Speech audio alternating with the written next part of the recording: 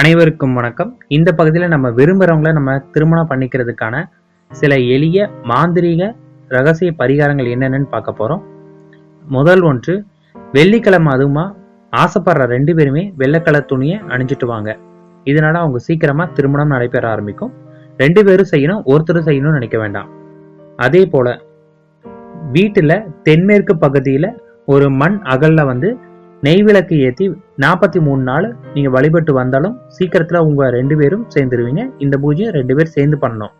அடுத்தது, ஒருத்தருக்கு தான் ஆசை, இன்னொருத்தருக்கு பாத்தீங்கன்னா அவங்க சேருவாங்கிற நம்பிக்கையே இல்லாம இருந்தால் ஒருத்தர் மட்டும்தான் பண்ண முடியும் அப்படின்னு இருந்தா ஒரு வெத்திலையில உங்க 2 பேரோட பேரையும் எழுதிட்டு ஒரு தேன் பாட்டில போட்டு மூடி வச்சிருங்க. மூடி வச்ச பிறகு ஒரு வாரம் கழிச்சு அதை கொண்டு போய் விநாயகருக்கு பூஜை பண்ணுங்க. அந்த தேனோட சேர்த்து விநாயகருக்கு நீங்க தேனாபிஷேகம் பண்ணிட்டு வந்தீங்கனாலும் சீக்கிரமா நீங்க விரும்பினவங்களே திருமணம் பண்ணிப்பீங்க. அதே போல நீங்க விரும்புறவங்க அவங்க கிட்ட உங்களோட காதலை நீங்க தெரிவிக்கிறதா இருந்தீங்கன்னா பௌர்ணமி அன்னைக்கு அந்த காதலை தெரிவிங்க. பெண்களா இருந்தாங்கன்னா அவங்க அந்த நேரத்துல பச்சை கலர் வளையல் போட்டுக்கோங்க. பசங்களா இருந்தாங்கன்னா பச்சை கலர் ட்ரெஸ் ஏதாவது ஒண்ணு போட்டுக்கோங்க. ஒரு சின்ன மண் சட்டியில பாத்தீங்கன்னா காளான் வாங்கி அதை வளர்க்க ஆரம்பிங்க. அதை யாருக்காவது ஏதாவது கோவில் இந்த மாதிரி இடத்துக்கு தானமா அந்த காளானை கொடுங்க. ஆசைப்பட்டவங்களை நீங்க திருமணம் செய்யற வரைக்குமே இரவு நேரத்துல பால் சாப்பிடாம வந்துட்டு வாங்க.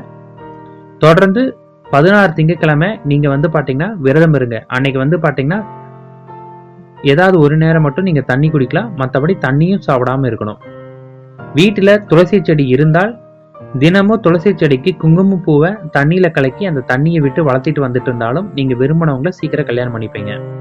வெள்ளியில செஞ்ச ஏதாவது ஒரு சின்ன பால் மாதிரி செஞ்சு அதை எப்பயும் கூடயே வச்சுக்கலாம். இல்ல அதை ஒரு செயின் மாதிரி பண்ணி உங்க கழுத்துலயே மாட்டிக்கிட்டு இருந்தாலும் நீங்க விரும்பினவங்களை சீக்கிரமா கல்யாணம் பண்ணிக்கலாம். இப்ப சொன்ன இது எல்லாமே உங்களுக்கு பாத்தீங்கன்னா ரகசிய பரிகாரமாவே மேற்கொண்டு வந்துட்டு இருக்காங்க. இதை எல்லாருமே முயற்சி பண்ணி பாருங்க. இதனால நீங்க விரும்பினவங்களை நிச்சயமா திருமணம் பண்ணிப்பீங்க. மிக்க நன்றி.